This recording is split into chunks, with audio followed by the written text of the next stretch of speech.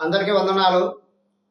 యేసుక్రీస్తు ప్రభువారిని యెరూషలేములో ఉన్న ఇశ్రాయేలు ప్రజలు సిలువకేసి చనిపోయిన దాకా కూడా ఆయన్ని సిలువ వేయండి, సిలువ వేయండి అని చెప్పి మరణం దాకా కూడా వాళ్ళందరూ కూడా ఒకే రీతిన గోల పెట్టి మొత్తం మీద సిలువకేసి చంపేశారు.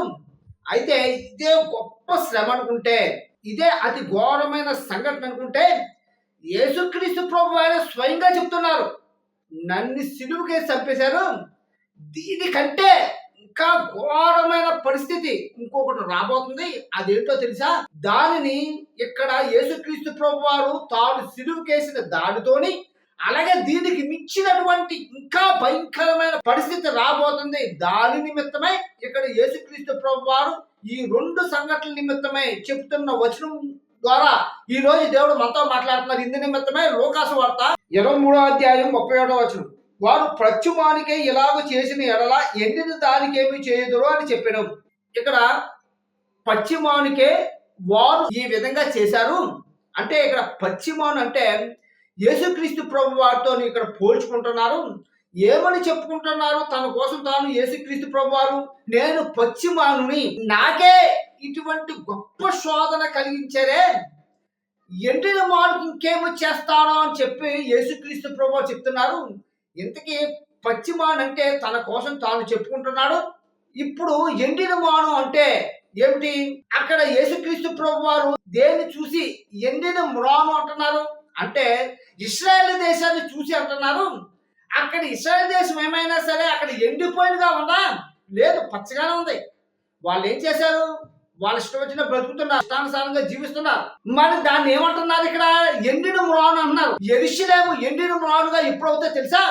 రేపు 7 ఏళ్ల శ్రమల కాలంలోని యెరూషలేం ఏ విధంగా ఉంటుందో తెలుసా? ఎండిపోయిన మ్రానుగా ఉంటది. అంటే ఆ 7 ఏళ్ల శ్రమలు కలుగు చేసినటువంటి ఘట సర్పానికి సాదృశ్యంగా ఉన్నటువంటి ఆ ఘట సర్పానికి 7 తలలు, 7 అగ్రరాజ్యాలు, ఆ 7 తలల మీద 10 కొమ్ములు, ఒక్కొక్క కొమ్ము ఒక కారపు రాజ్యం. మొత్తం వీరందరూ కలిపి మూకుమ్మడిగా యెరూషలేము మీదకి దండెత్తి 7 ఏళ్ల శ్రమలు కలుగు చేసి ఆ యెరూషలేముని నామ రూపాలు లేకుండా పోడు తిప్పగా నిర్జన ప్రదేశంగా చేస్తారు. రేపు భవిష్యత్తులో 7 ఏళ్ల శ్రమల కాలంలో యెరూషలేము యొక్క పరిస్థితిని ఇక్కడ యేసుక్రీస్తు ప్రభు ఏం చెప్తున్నారంటే, పశ్చిమాన్నైనటువంటి నన్నే మరణానికి అప్పచెప్పారే, రేపు 7 ఏళ్ల శ్రమల్లోని యెరూషలేము నామ రూపాలు లేకుండా పోడు దిప్పుగా నిర్జన ప్రదేశంగా అయిపోతుంది. ఆ 7 ఏళ్ల శ్రమల్లో ఉన్నటువంటి యెరూషలేముని ఇక్కడ ఏం చెప్తున్నారంటే, ఎండిన మ్రానుగా చెప్తున్నారు. ఇదంతా ఒక మాటలో చెప్పుకోవాలంటే, పశ్చిమాన్ అంటే యేసుక్రీస్తు ప్రభు వారు తన కోసం తాను చెప్పుకుంటున్నారు.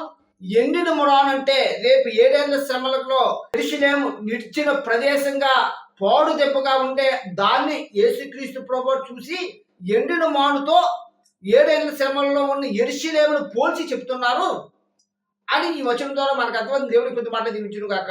ఆమేన్.